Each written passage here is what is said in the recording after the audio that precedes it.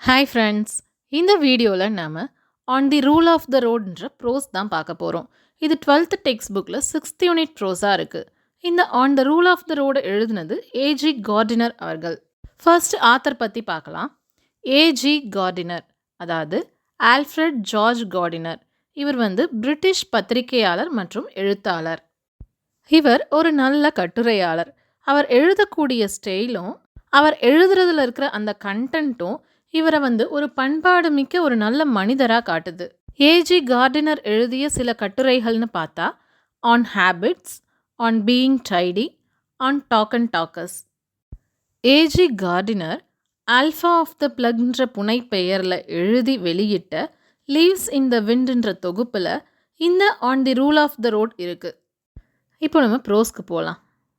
பெட்ரோகிராட்ன்றது ரஷ்யாவில் இப்போ இருக்கிற செயின்ட் பீட்டர்ஸ்பர்க் சிட்டியோட பழைய பேர். ஸோ ரஷ்யாவில் இருக்கிற இந்த பெட்ரோகிராட்ன்ற சிட்டியில் நடு தெருவில் கொஞ்சம் குண்டான வயசான ஒரு லேடி தன் கையில் ஒரு கூடையோட நடந்து போயிட்டுருக்காங்க. அவங்க அப்படி ஓரமாக நடக்காமல் நடு தெருவில் நடந்து போயிட்டுருக்கிறதுனால அங்கே டிராஃபிக்கில் ஒரு பெரிய குழப்பமே ஏற்படுது. என்னதான் அவ்வளோ டிராஃபிக் ஆனாலும் தனக்கு ஒரு சின்ன ஆபத்து கூட இல்லாமல் அந்த லேடி அந்த நடு தெருவில் நடந்து போயிட்டு இருந்தாங்க.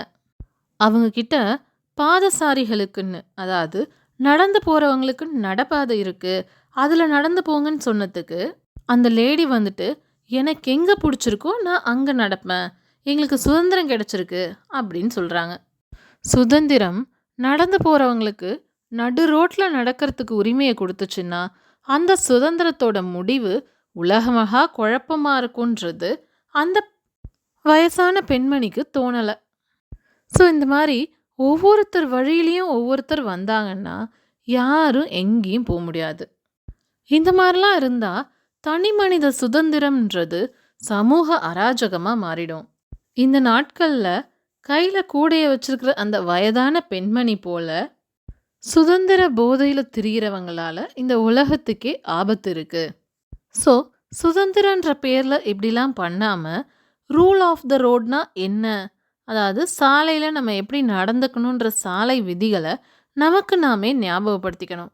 அதாவது எல்லாரோட சுதந்திரத்தையும் பாதுகாக்கணும்னா நம்ம எல்லாரோட சுதந்திரத்தையும் கண்டிப்பாக குறைச்சிக்கணும்.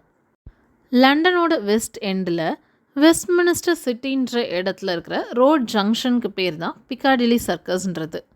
ஸோ இப்போ அந்த பிக்காடிலி சர்க்கஸ் ஏரியாவில் நடு ரோட்டில் ஒரு போலீஸ் நின்று கையை ஆட்டினாரு அப்படின்னா அது கொடுங்கோன்மைக்கான அர்த்தம் கிடையாது, அது சுதந்திரத்திற்கான அடையாளம். ஏன்னா ஒரு போலீஸ் ஒரு ஜங்ஷனில் நின்று டிராஃபிக் கண்ட்ரோல் பண்ணாதான் அங்கே எல்லா வெஹிக்கிள்ஸும் கரெக்டாக போக முடியும். அதனால் அவரோட அந்த செயல் கொடுங்கோன்மையோட அடையாளம் கிடையாது, சுதந்திரத்தோட அடையாளம் தான். நீங்கள் வேணா அப்படி நினைக்காம இருக்கலாம். இப்போ நீங்கள் ரொம்ப அவசரத்தில் இருக்கீங்க, அந்த டைம் பார்த்து உங்கள் காரை போலீஸ் ஆஃபீஸர் கட்டி இழுத்துட்டு போயிடுறாரு அப்படின்னா நீங்கள் என்ன ஃபீல் பண்ணுவீங்க? உங்கள் சுதந்திரம் பறிபோனதாக நினைப்பீங்க. அதாவது இப்போ ஃபார் எக்ஸாம்பிளுக்கு இப்போ நீங்கள் ஒரு நோ பார்க்கிங்கில் காரை நிறுத்திட்டு போயிடுறீங்க. அப்போ உங்கள் காரோட வீலுக்கு அந்த லாக் போட்டுடுறாங்க. அப்போ நீங்கள் என்ன நினைக்கிறீங்க? நம்ம சுதந்திரம் பறி போயிடுச்சு அப்படின்னு நினைப்பீங்க. இது பப்ளிக் ஹைவே, அதாவது பொதுவான நெடுஞ்சாலை. இந்த ரோடை நம்ம ஃப்ரீயாக யூஸ் பண்ணுறதுல குறுக்கிடுறதுக்கு எனக்கு எவ்வளோ தைரியம் இருக்கும் அப்படின்னு நினைப்பீங்க. இதே நீங்கள் ஒரு நியாயமான ரெஸ்பான்சிபிளான பர்சனாக இருந்தால் அவர் உங்ககிட்ட குறுக்கிடலை, அதாவது உங்களோட விஷயத்தில் இன்டர்ஃபியர் ஆகலைன்னா அவர் வேறு யாரோட விஷயத்துலையும் இன்டர்ஃபியர் ஆக முடியாது. அதாவது ரோட் ரூல்ஸை நீங்கள் ஃபாலோ பண்ணாததை அவர் தட்டி கேட்கலன்னா மற்றவங்க ரோட் ரூல்ஸை ஃபாலோ பண்ணலனாலும் அவரால் தட்டி கேட்க முடியாது. இதே மாதிரி எல்லாரையும் விட்டால் என்ன ஆகும்? அந்த பிக்காடிலி சர்க்கஸ்லேயே ஒரு பெரிய குழப்பம் வந்துடும். அந்த ஏரியாவை யாரும் எப்பவும் க்ராஸ் பண்ணவே முடியாது. நீங்கள் உங்களுடைய தனிப்பட்ட சுதந்திரத்தை குறைச்சிக்கிட்டா, அதாவது வரையறுத்துக்கிட்டா தான் சமூக நீதியை நீங்கள் அனுபவிக்க முடியும். அப்போ தான் உங்களுடைய சுதந்திரம் உண்மையானதாகவும் யதார்த்தமாகவும் இருக்கும். அதாவது நம்ம தனிப்பட்ட சுதந்திரத்துக்குன்னு சொல்லிட்டு ஒரு வரன்முறை இருக்குன்னு சொல்கிறாங்க. சுதந்திரம்ன்றது தனிப்பட்ட விவகாரம் மட்டும் கிடையாது, அது ஒரு சமூக பொறுப்பு. சுதந்திரம்ன்றது ஒவ்வொருத்தரோட இன்ட்ரெஸ்ட்டும் சேர்ந்தது. இங்கே இருக்கிற விஷயங்களில் யாருடைய சுதந்திரத்தையும் தடுக்கலை, யாருடைய சுதந்திரத்தையும் தொந்தரவு பண்ணலை அப்படின்னா நான் நினச்ச மாதிரி ஃப்ரீயாக இருக்கலாம்.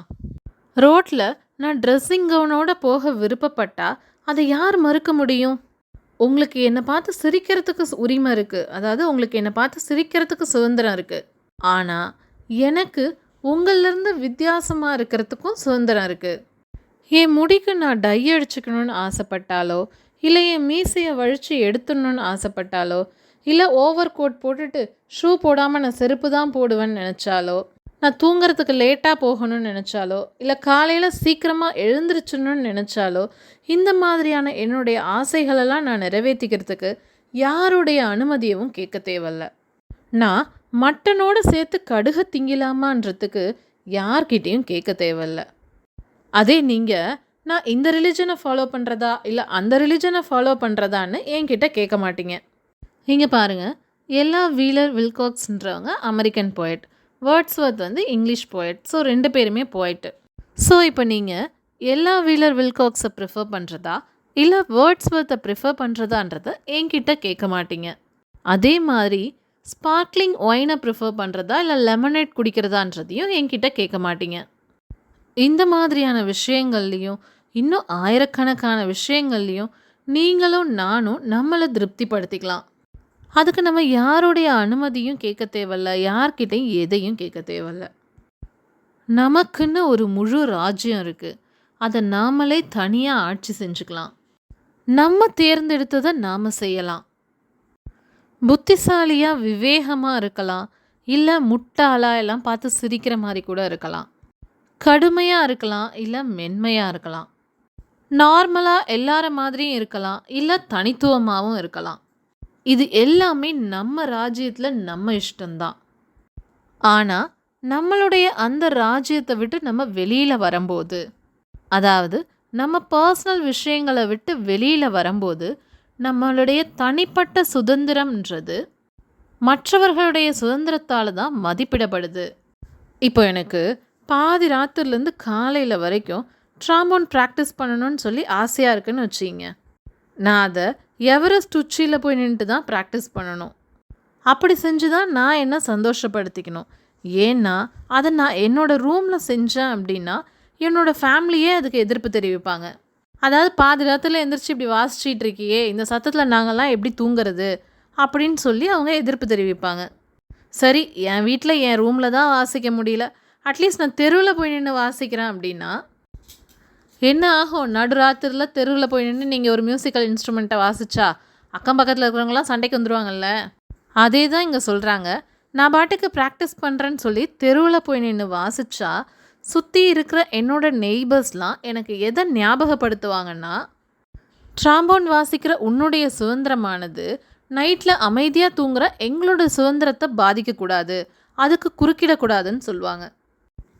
ஸோ அந்த ட்ராம்போன் இசைக்கருவியை வாசிக்க எனக்கு சுதந்திரம் இருக்கிற மாதிரி நைட்டில் அமைதியாக தூங்க அவங்களுக்கு சுதந்திரம் இருக்குது. நம்ம சுதந்திரம் அடுத்தவங்க சுதந்திரத்தை பாதிக்கக்கூடாது. இந்த உலகத்தில் நிறைய பேர் இருக்காங்க, என்னோட சுதந்திரத்தை மற்றவங்களோட சுதந்திரத்துக்குள்ளே ஃபிட் பண்ணிக்கணும், அதாவது அடுத்தவங்க சுதந்திரத்திற்கும் இடம் அளிக்கணும் அப்படின்னு நினைக்கிற நிறைய பேர் இந்த உலகத்தில் இருக்காங்க. நம்ம எல்லாருமே இதை மறந்து போகிறதுக்கு வாய்ப்புகள் இருக்குது. துரதிர்ஷ்டவசமாக இந்த விஷயத்தில் நம்மள்கிட்ட இருக்கிற குறைகளை விட அடுத்தவங்கள்ட்ட இருக்கிற குறைகளை பார்க்கறதுல தான் நம்ம ரொம்ப விழிப்பாக இருக்கோம். மற்றவர்களோட உணர்வுகளையும் உரிமைகளையும் நியாயமான முறையில் நம்ம எடுத்துக்கிட்டோம் அப்படின்னா அதுதான் சமூக நடத்தையுடைய அடித்தளம். அதாவது இந்த சமூகத்தில் நம்ம எப்படி நடந்துக்கணும், எப்படி நம்ம முறையாக நடந்துக்கணுன்றதுக்கான அடித்தளம் வந்து மற்றவர்களுடைய உணர்வுகளையும் உரிமைகளையும் மதிக்கிறது தான். இது வந்து நடத்தையோட சின்ன சின்ன விஷயங்களில் இருக்குது. அதாவது நம்ம சாலை விதிகளை கடைப்பிடிக்கிறதுல நம்ம எப்படி இருக்கோம், நம்ம எப்படி நடந்துக்கிறோன்றதை நாமளே தீர்மானிச்சுக்கலாம். அதாவது நம்ம நாகரிகமாக இருக்கோமா இல்லை அநாகரிகமாக நடந்துக்கிறோமான்றதை நாமளே அறிவிச்சுக்கலாம். வீரம், தியாகம் இது போன்ற அருமையான தருணங்கள்லாம் இப்போ ரொம்ப அரிதாயிடுச்சு. அதாவது வீரமாக இருக்கிறது, தியாகம் பண்ணுறது, விட்டு கொடுக்கறது, இந்த மாதிரி மூமெண்ட்ஸ்லாம் இப்போ ரொம்ப குறைஞ்சிருச்சு. பொது இடங்கள்ல மற்றவங்களோட நம்ம எப்படி நடந்துக்கிறோன்ற அந்த சின்ன சின்ன பழக்கவழக்கங்கள் தான் நம்ம வாழ்க்கையுடைய மொத்த விஷயத்தையும் தீர்மானிக்குது. அதைக் கொண்டு நம்மளுடைய வாழ்க்கை பயணமானது இனிமையா இருக்கா, இல்ல கசப்பா இருக்கான்றத இந்த மாரி பொது இடங்கள்ல நம்மளுடைய நடத்தை தான் முடிவு பண்ணுது. ஸோ இதோட இந்த லெசன் முடிஞ்சிருச்சு. இந்த on the rule of road ப்ரோஸில் நமக்கு என்ன சொல்ல வராங்கன்னா, தனி மனித சுதந்திரம்ன்றது மற்றவங்களோட சுதந்திரத்திற்கு எந்தவித இடையூறையும் தரக்கூடாது. நம்மளோட சுதந்திரம் நமக்கானதா, நம்மளை சார்ந்ததா மட்டும்தான் இருக்கணும். அடுத்தவங்களுக்கு நம்ம எந்த டிஸ்டர்பும் பண்ணக்கூடாதுன்றது தான் திரும்ப திரும்ப சொல்கிறாங்க.